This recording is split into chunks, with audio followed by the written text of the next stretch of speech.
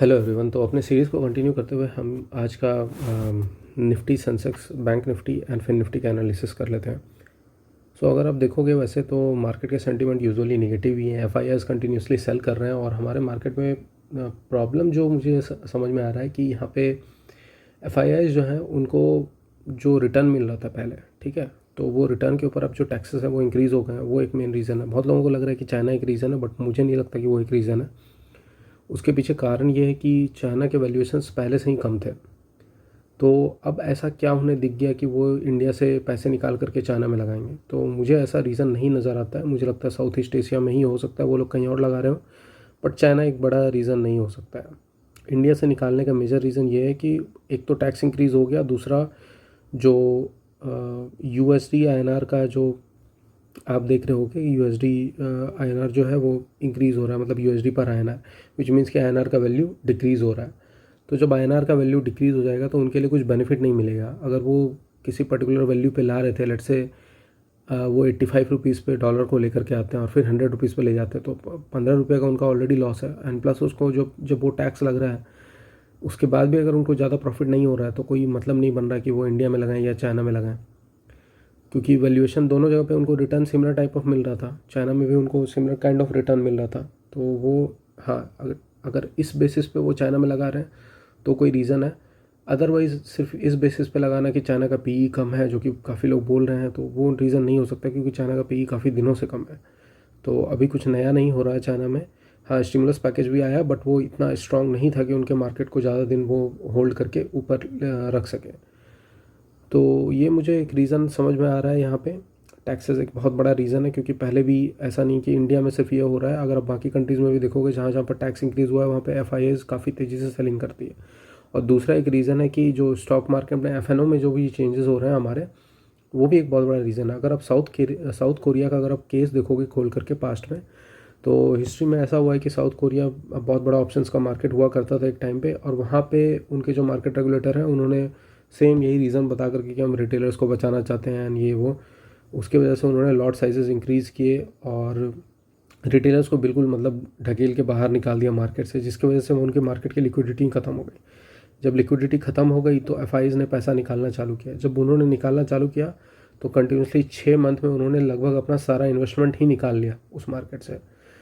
तो अब देखिए इंडिया के साथ भी सिमिलर कंडीशन हो सकता है। अगर यहाँ पे जो चेंजेस हैं इसके वजह से अगर रिटेलर्स बहुत ज़्यादा निकल जाते हैं मार्केट से, तो वो भी एक बहुत बड़ा प्रॉब्लम है, क्योंकि ज़्यादा रिटेलर्स अगर निकल जाएंगे तो फिर पैसा कौन बनाएगा? मतलब एफआईआईज डीआईज पैसा किन से बना रहे हैं? वो तो रिटेलर ही हैं, उनका ही पैसा वो मतलब एक दूसरे के पास जाता है। मार्केट एक ज़ीरो सम गेम है, तो एक का पैसा दूसरे के पास जा रहा है।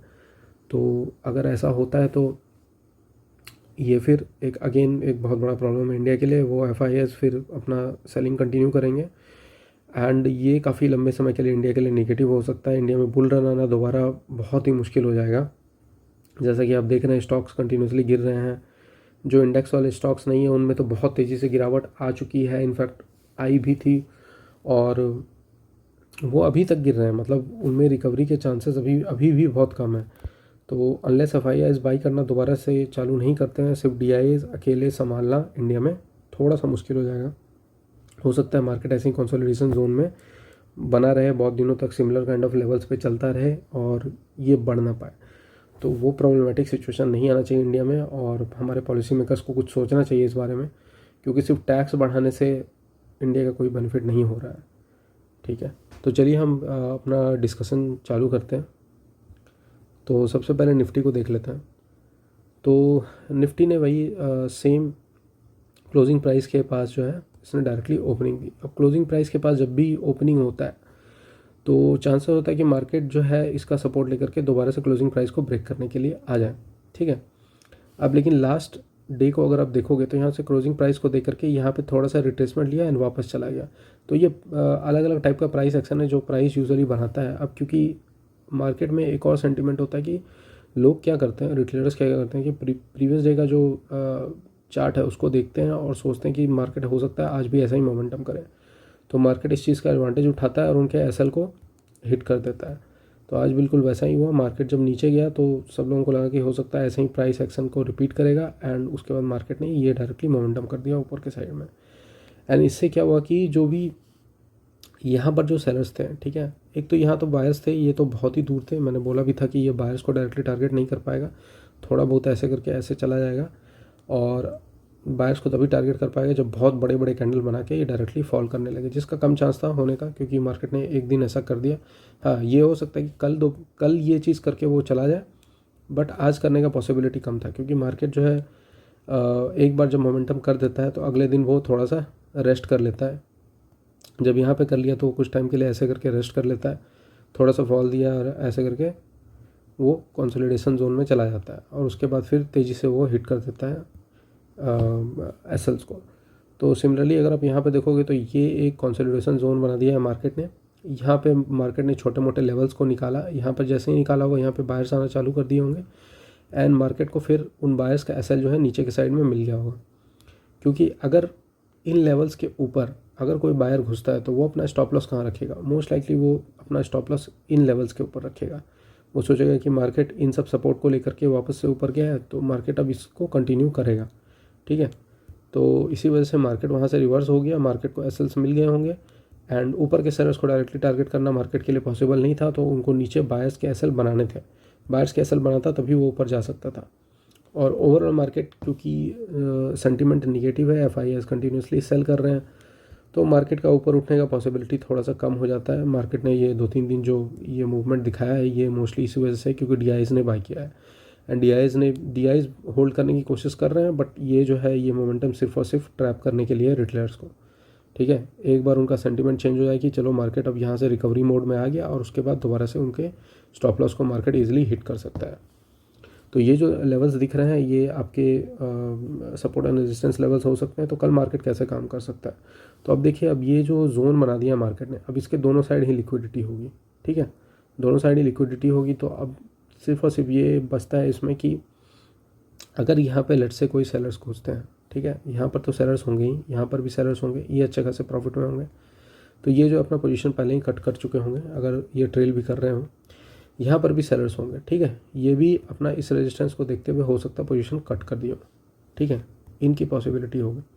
अब यहाँ पर सिर्फ सेलर्स बचे हैं, तो मार्केट को इसके लिए बहुत ज़्यादा मोमेंटम करना पड़ेगा। तो मार्केट कल क्या कर सकता है, मार्केट यही कर सकता है कि मार्केट दोबारा से इस लेवल को तोड़ने की कोशिश करे और इसका भी हाई निकालने की कोशिश करे, और दोबारा से मार्केट गिर सकता है नीचे के लेवल्स में। मार्केट एक तो पहला ये डायरेक्ट मोमेंटम कर सकता है, क्योंकि पॉसिबिलिटी कि यहाँ के लेवल्स को डायरेक्टली निकाल दे, क्योंकि यहाँ पर भी बहुतों के एसएल होंगे।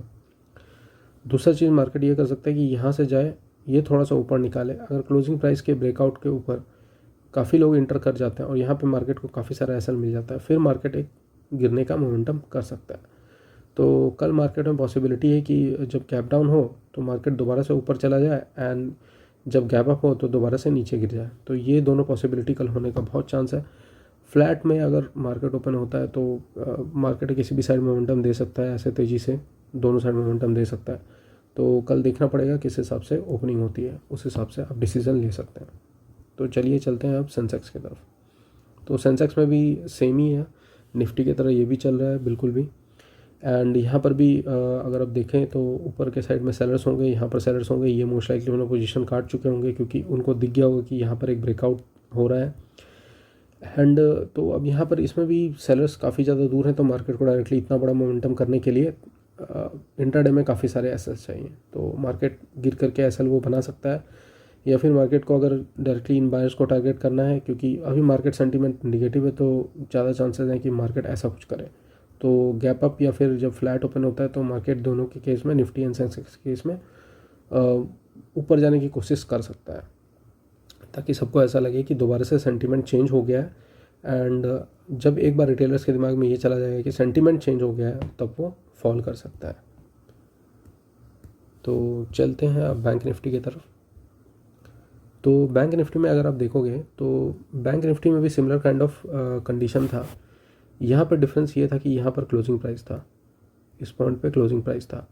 अब मार्केट ने क्लोजिंग प्राइस का ब्रेकआउट दिया यहाँ पे, जैसे ही ब्रेकआउट दिया, क्योंकि निफ्टी में भी लोग देख रहे होंगे कि वहाँ पर भी एक सपोर्ट टूट रहा है, एंड बैंक निफ्टी में भी एक यहाँ पे प्रीवियस डे क्लोजिंग टूट रहा है।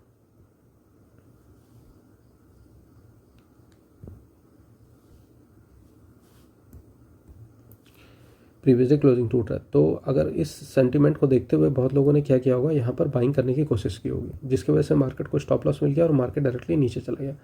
अब मार्केट अगर आप देखोगे तो यहाँ पर भी कंसोलिडेशन कर रहा है, यहाँ पर भी कंसोलिडेशन कर रहा है और यहाँ पर भी कंसोलिडेशन कर रहा है। तो यहाँ पर बहुत लोगों ने क्या किया होगा, इस टाइप से एक ट्रेंड लाइन ड्रॉ कर दी होगी, ठीक है, इस तरीके से एक चैनल भी ड्रॉ कर दिया होगा कि मार्केट जो है इस चैनल को फॉलो कर रहा है। तो मार्केट क्या करेगा, अब देखिए निफ्टी में भी इस टाइप का सेंटीमेंट है कि मार्केट ऊपर जा सकता है एंड दोबारा से फॉल कर सकता है। तो अब मार्केट जो है इस चीज़ का एडवांटेज उठाने की कोशिश करेगा, ठीक है, सारे रिटेलर्स को ट्रैप करने के लिए। ये जो चैनल जो ये बना के जा रहा है, ठीक है, ये जो चैनल बना के जा रहा है, ये क्या करेगा, इस चैनल का ब्रेकडाउन या ब्रेकआउट करने की कोशिश करेगा, ऊपर के साइड या नीचे के साइड। अब जिस भी साइड करेगा वहाँ पर से दोबारा से एक रिवर्सल आ सकता है। तो अभी के सेंटीमेंट को देखते हुए यही लग रहा है कि मार्केट ऊपर के साइड जा सकता है एंड उसके बाद दोबारा से नीचे कंटिन्यू करेगा इन बायर्स को टारगेट करते हुए, क्योंकि इसमें सेलर्स बहुत ज़्यादा होंगे नहीं। जो यहाँ पर सेलर्स वगैरह होंगे, ये भी हो सकता है या तो अपना पोजीशन काट चुके हैं या फिर ये जो है इनको बहुत अच्छा प्रॉफिट नहीं दिखाया, ठीक है। तो बहुत अच्छा प्रॉफिट जब नहीं दिखाया और मार्केट इस टाइप का मोमेंटम कुछ कर देता है तो फिर ये वैसे भी भाग जाएंगे। तो ऊपर के साइड में वैसे भी ज़्यादा कुछ एसएल नहीं होंगे और इस टाइप के मोमेंटम में बायर सेलर दोनों ही आ जाते हैं, क्योंकि मार्केट बार बार एक रेंज के अंदर काम कर रहा होता है एंड अगले दिन वो भाग भी जाते हैं। तो इस टाइप के मोमेंटम में यहाँ बायर सेलर दोनों ही आ गए होंगे और यहाँ पे बायर्स को लॉस दिख रहा होगा तो वो ऑलरेडी भाग चुके होंगे। तो यहाँ पर छोटे मोटे सेलर्स होंगे यहाँ पर, और यहाँ पर भी छोटे मोटे सेलर्स होंगे। अगर इनको भी मार्केट टारगेट करना चाहता है तो मार्केट को एक बड़ा मोमेंटम करना पड़ेगा, जो कि अभी के टाइम में पॉसिबल तो नहीं लग रहा है कि मार्केट डायरेक्टली इतना बड़ा मोमेंटम करेगा। और तो ज़्यादा पॉसिबिलिटी यही है कि मार्केट कल ऐसे खुल करके इस तरीके से गिर सकता है।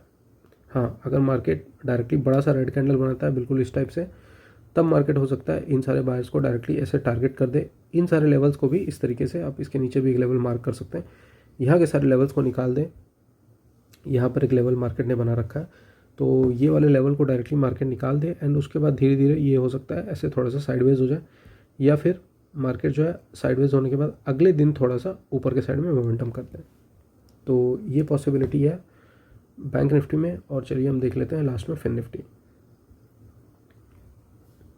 तो फिन निफ्टी बिल्कुल बैंक निफ्टी की तरह ही काम करता है, इसमें भी सिमिलर कंडीशन है। यहाँ पर अगर सेलर्स बैठे हुए हैं ऊपर में तो ये सब लेवल्स को देख करके या तो निकल चुके हैं या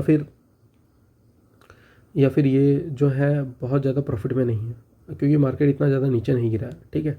अगर यहाँ पर किसी बायर ने एंटर किया होगा तो ये तो बहुत बड़े प्रॉफिट में होंगे और धीरे धीरे इनका प्रॉफिट जो है मार्केट खा रहा है।